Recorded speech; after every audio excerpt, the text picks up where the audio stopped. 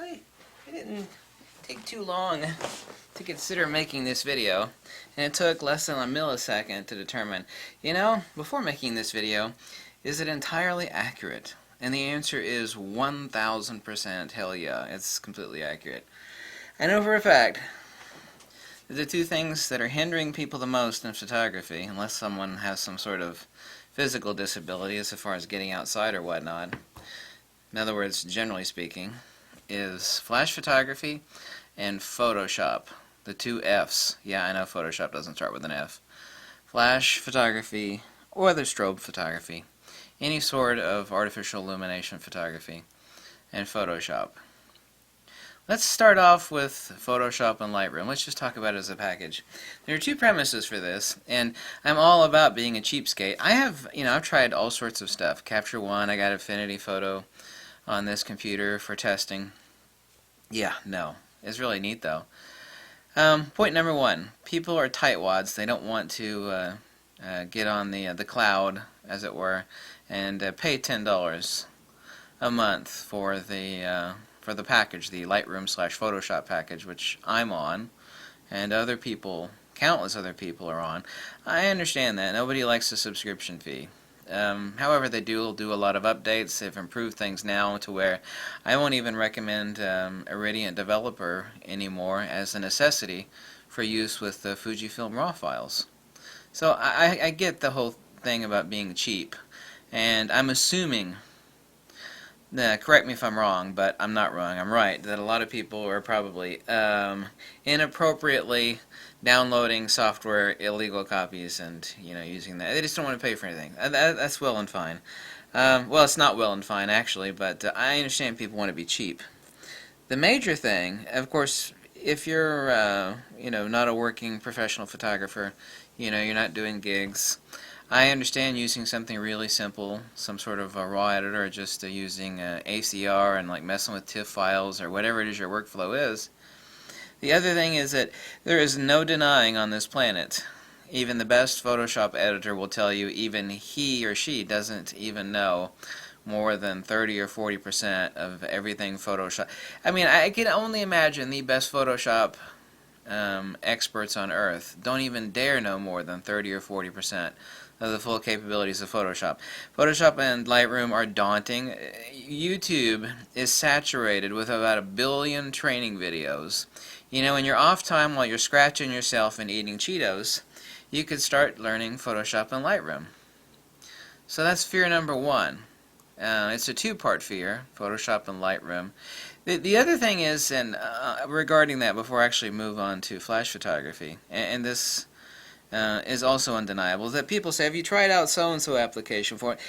And I've tried out most of them, the really popular ones, Capture One, Lightroom, Capture One, Affinity Photo, there's nothing for workflow or for accuracy, consistency that comes even within 1 billion miles of Lightroom or Photoshop. I mean, it's absolutely impossible. Anybody that says, well, I found this, no, it's like, no, you just don't want to learn Lightroom or Photoshop. It's possible you just don't want to pay for it, and you have this hardcore, internal belief that, and, you may not be doing it for work. You're a hobbyist photographer or whatever, that's understandable, but nobody, certain applications people like more than others. Like, well, I like this, I like that, or I like Xbox, or I like Sony PlayStation. I don't play games at all. I have this back and forth between like Xbox versus PlayStation. I assume, since I haven't played a game in like God knows how many years, literally, that they're both just awesome systems, it's just back and forth. When Lightroom or Photoshop, it's not the same. There's Lightroom or Photoshop way the hell up here, and absolutely the next best thing is way the hell, actually way down here. There's nothing that even comes close. Nothing. There's only two things that are inhibiting people from messing with Photoshop and Lightroom exclusively. Total tightwad. I don't want to subscribe to I understand that, but there's nothing that comes even close. Number two is the daunting, feeling of impending doom of like, oh my God, this program, you could read 100 books and watch 1,000 videos and you'd still only be scratching the surface of Photoshop, which is kind of accurate. So I do understand that. but nothing comes close. Absolutely nothing comes close. Nothing at all. There's just no denying that. That's not my opinion. It's just a damn fact. Point number 2. I have never seen so much fear. Actually, I've always seen that. Even back in photography school days.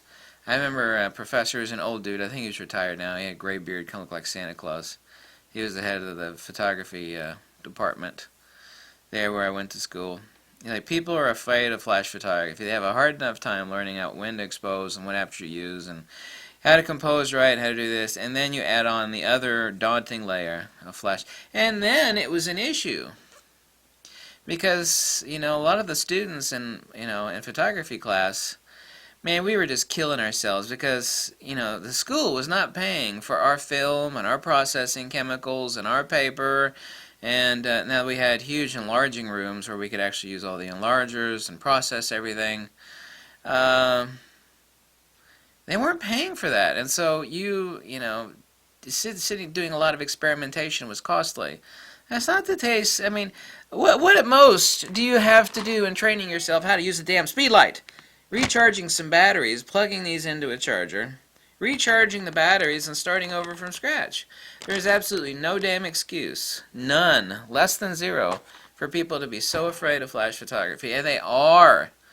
They are. They'll do anything. It's rather amazing. And I know people want to just go out with a camera. And I've been asked questions before, like, it's bright outside. Why you got a speed light on you? Why you got a... It's like, you don't know what the hell Phil Flat... I mean, that's the comment. Why do you got a speed light? It's really bright outside.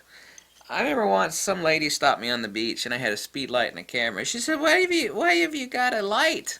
She said strobe, I think. I think she said strobe. She wasn't that old. She said, why you got a strobe? It's really bright outside. And you just roll your eyes and go, ah. Well, that's ignorance. But it's fear. I mean, there's nothing on this earth better for your images, far, far more superior than a really good lens, is sensor saturation. Sensor saturation is king. I made a list like that nearly 2 years ago about things of importance. Number 1 being your mind and creativity. Number 2 being lighting. Number 3 being lighting control. I mean, anybody could blast something with light. Bam! That's wonderful. I got perfect exposure, look at that. Yeah, but you just blasted it with light. I mean, where's the lighting control? All of that is above, a really good lens. You could do a lot more with a really, really, really crappy lens, a real crap lens, and good lighting and lighting control than you can with the best lens that money can buy, like some $30,000 Leica lens. You can do more with a crap lens and lighting than you can with a Leica lens, a really expensive, really good, some sort of awesome Summilux or Summicron lens and no lighting. That's just unfrigging deniable. It's not my opinion, it's a hardcore damn fact written in stone. So those are the 2 biggest fears of photography. I don't think they're the biggest fears, I know they're the biggest fears. And I understand the Photoshop Lightroom something. I'm busy, I got a wife and kids, photography's my hobby, JPEGs are good enough, I enjoy cameras. That's all fine. No one's bitching about that.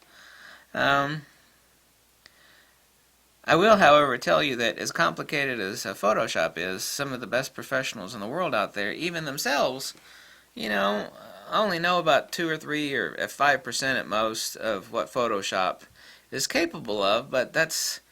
when you're talking about editing raw files, going in ACR and then opening up in Photoshop or messing in Lightroom, at least learn Lightroom and learn to edit raw files. You should be shooting raw files anyway. There's just billions. There's so many thousands of videos out there, really good videos that I've seen for free on YouTube on Lightroom tutorials, Photoshop tutorials, ACR tutorials. Take some spare time while you're scratching yourself and watch a Lightroom or Photoshop. Maybe it's the Lightroom. Start out light. Start out with Lightroom, learning that. That'll really help you a lot. Those 2 things, those are the 2 biggest fears, and interestingly enough, those are also the 2 biggest things that will improve someone's photography. Well, actually, Photoshop and Lightroom is the lesser of those, but absolutely sensor saturation, learning lighting and lighting control. Now, I know I got hundreds of lenses, and I'm all the time talking about lenses, but if someone were to ask me, I wouldn't even hesitate. It's like, what's the most important thing? Lighting. What's the most important thing? Lighting. No, what about those lenses? You're always talking about this lens, that lens, that lens. Lighting. No, no, no. You're always talking about this lens is better than that lens is better than this lens. No, lighting. Lighting. Then lighting control. Slightly tired. I look tired? I just look fat and ugly, right? Maybe fat, ugly, and tired. It's probably the worst case scenario. Yeah. I hate wintertime. It's time to head to Florida. I don't know about you. It's cold in Florida right now, too. It must be global warming. Yeah, it must be global warming. That's why it's so cold outside. I said that in some last video, and someone said, no, you're confusing weather with climate, you know. Oh, God. Give it a rest, why don't you? Poindexter.